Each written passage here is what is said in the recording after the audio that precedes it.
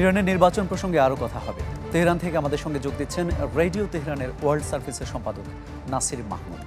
আপনাকে স্বাগত জানাচ্ছি আমাদের অনুষ্ঠানে। যে বিষয়টা জানতে চাই, এই যে দুইজন প্রেসিডেন্ট প্রার্থীর কেউই 50% ভোট পেলেন না, এর কারণ কি?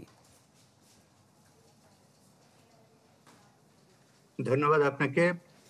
এর কারণ হলো এমনিতেই ভোট খুব বেশি ভোটার এবার ভোট কেন্দ্রে আসেননি, আশানুরূপ আসেননি।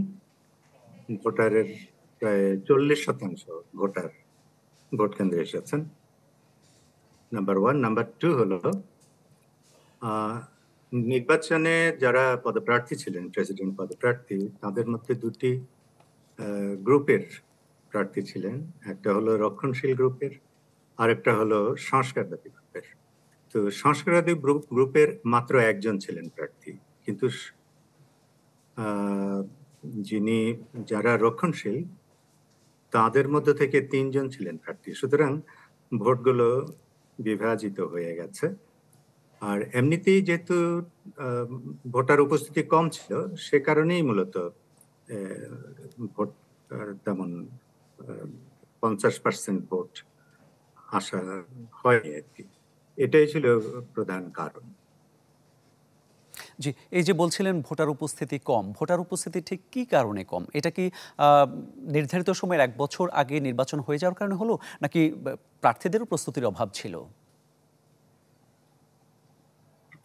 না, প্রার্থীদের উপস্থিতির সেটা যেমন ছিল, কারণ সময় তো আসলে খুব বেশি পাওয়া যায়নি। আপনারা জানেন যে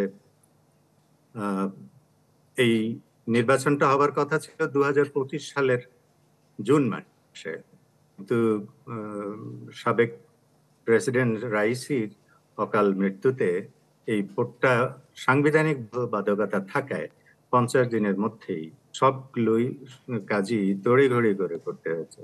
তো সেই কারণে প্রার্থীরা যেভাবে ভোটারদের দ্বারে দ্বারে যাওয়া বা তাদের প্রতিনিধিদের প্রচারণা চালানোর যে বিষয়টা, সেটা সেইভাবে হয়ে ওঠেনি, হওয়ার আসলে সুযোগ হয়নি আর কি।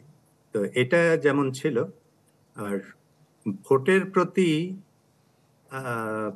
যেহেতু একটা অঘটন ঘটে গেছে, সেই ঘটনার কারণে ভোটারদের ভিতরে এক ধরনের অনীহা কাজ করছিল।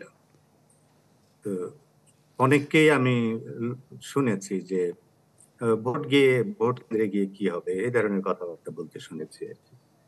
তো যেহেতু এখন মাসুদ পেজিশকিয়ান, যিনি সংস্কারপন্থী প্রার্থী, তিনি তো এখন ভালো অবস্থানে রয়েছেন, আশা করা যায় পরবর্তী যেই পরের ইলেকশনটা হবে, রান অফ ইলেকশন, সেইখানে সম্ভবত অনেক বেশি ভোটার উপস্থিতি হবে।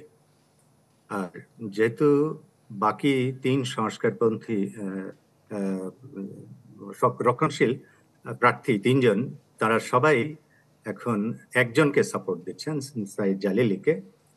গালিবাফ, যিনি এখন স্পিকার, সংসদের স্পিকার এখন, যিনি ইলেকশনে লড়েছিলেন, তিনি সরাসরি আপনার